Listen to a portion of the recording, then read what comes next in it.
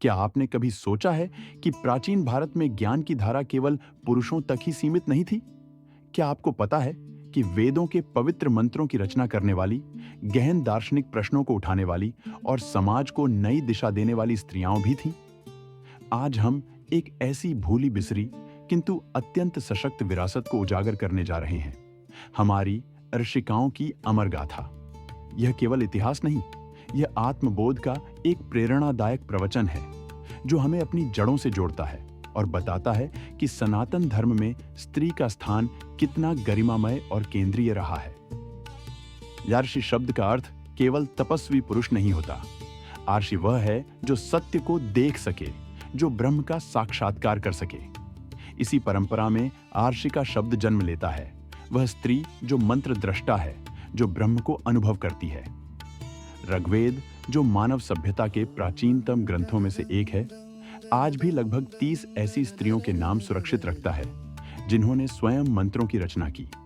ये कोई साधारण गीत नहीं थे, ये वही पवित्र सूक्त थे जिनसे यज्ञ संपन्न होते थे और देवताओं का आह्वान किया जाता था। इन आर्षिकाओं ने न केवल आध्यात्मिक ज्ञान की पराकाष्ठा को छुआ, बल्कि समाज में अपनी सशक्त उपस्थिति भी दर्ज कराई।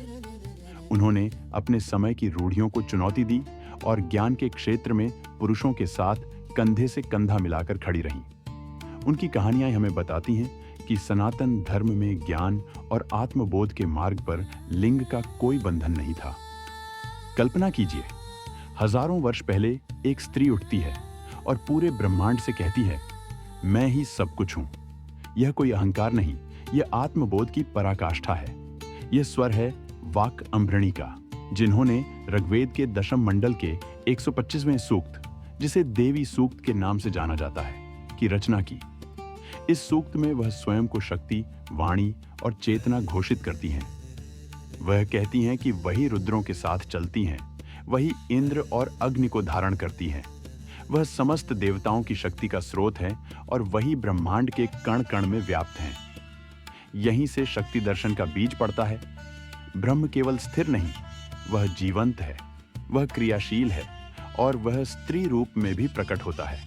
यह सूक्त आध्यात्मिक साधकों के लिए एक गहरा ध्यान है जो उन्हें अपनी आंतरिक शक्ति और ब्रह्मांडीय चेतना से जोड़ता है। ऋषिकाओं की कथा केवल ब्रह्मांडीय दर्शन तक सीमित नहीं है, यह मानवीय पीड़ा और आशा की भी कथा है। घोषा एक रोगग्रस्त स्त्री थी जिन्हें समाज ने स्वीकार नहीं किया था।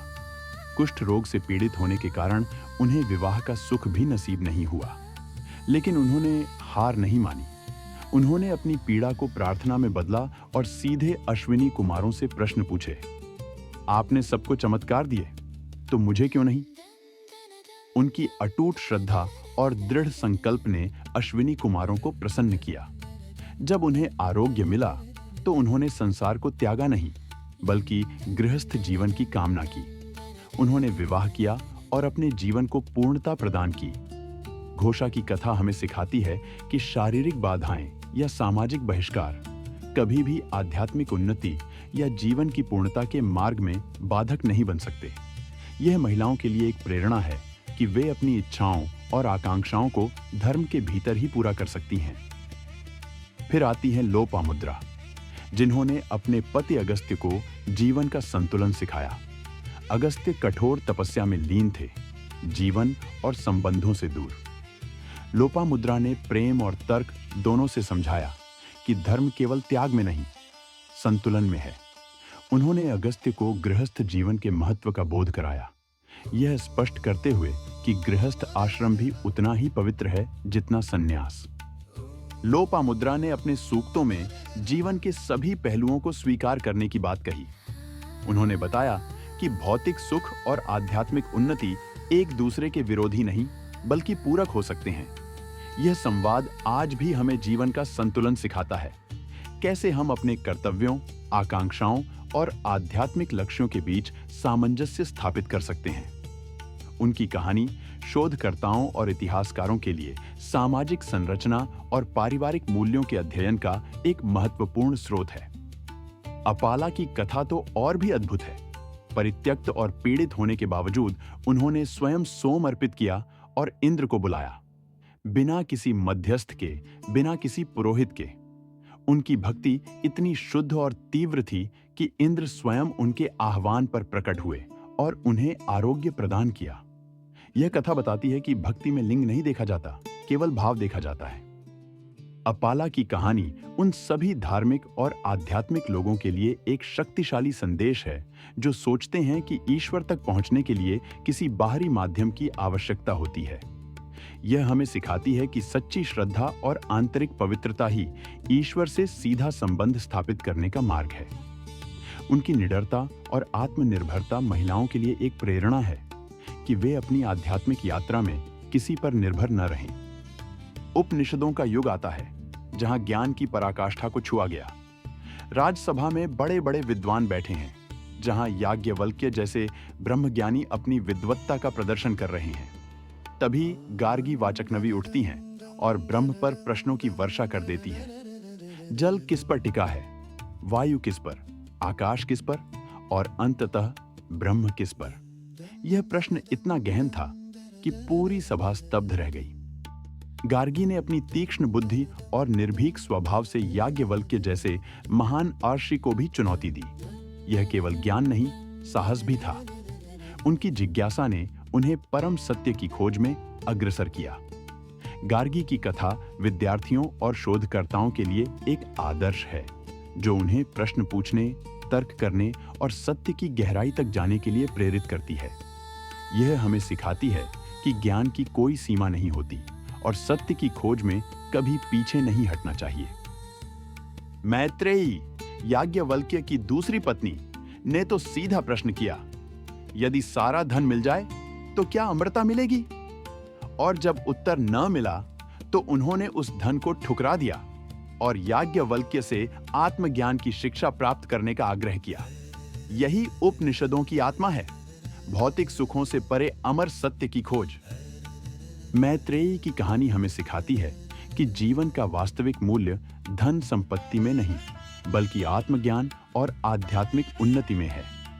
उन्होंने भौतिकता को त्याग कर आध्यात्मिकता को चुना, जो एक गहरी समझ और दूरदर्शिता का प्रतीक है।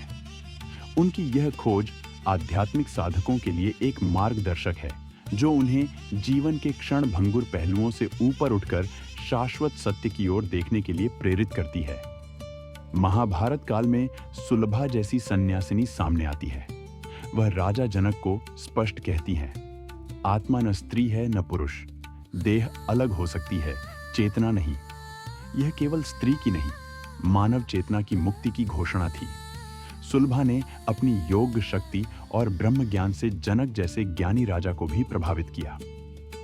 उनकी यह उद्घोषणा आज भी प्रासंगिक है, जब हम लैंगिक समानता और पहचान के मुद्दों पर विचार करते हैं। सुलभा की कथा हमें सिखाती है कि हमारी वास्तविक पहचान हमारे शरीर या सामाजिक भूमिकाओं से परे है। यह हमारी आत्मा और चेतना में निहित है। यह धार्मिक और आध्यात्मिक लोगों के लिए एक गहरा संदेश है कि हमें बाहरी भेदों से ऊपर उठकर आंतरिक एकता को पहचानना चाहिए। समय बदला, स्मृतियां आईं, स्त्रियों से उपनयन और वेद अध्ययन का अधिकार छिन गया। आर्षिकाएं इतिहास के हाशिए पर चली गईं, लेकिन उनका स्वर पूरी तरह कभी मरा नहीं। तंत्र में शक्ति की उपासना जीवित रही, जिसने स्त्री को देवी के रूप में पूजनीय बनाए रखा। भक्ति आंदोलन में मीराबाई, अक्का महादेवी और अंडाल जैसी महान संत कवयित्रियों ने उसी आर्षिका चेतना को फिर से जगा दिया।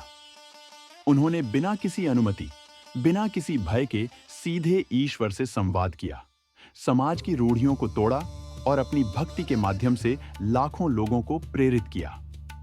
उनकी वाणी में वही निर्भीकता और आत्मबोध था जो प्राचीन अर्षिकाओं में था। यह हमें बताता है कि सनातन धर्म में स्त्री की आध्यात्मिक शक्ति कभी लुप्त नहीं हुई, बल्कि समय समय पर विभिन्न रूपों में प्रकट होती रही।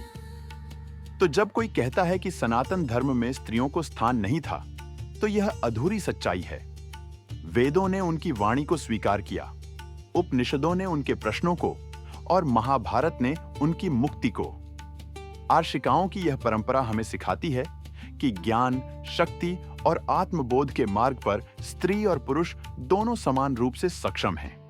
यह हमें अपनी सांस्कृतिक विरासत पर गर्व करने और अपनी जड़ों से प्रेरणा लेने का अवसर देती है। वाकम्भृणी का वह स्वर आज भी गूंजता है, मैं ही सब कुछ हूं। यह केवल एक घोषणा नहीं, यह हर व्यक्ति के भीतर निहित असीम क्षमता और दिव्यता का आह्वान है।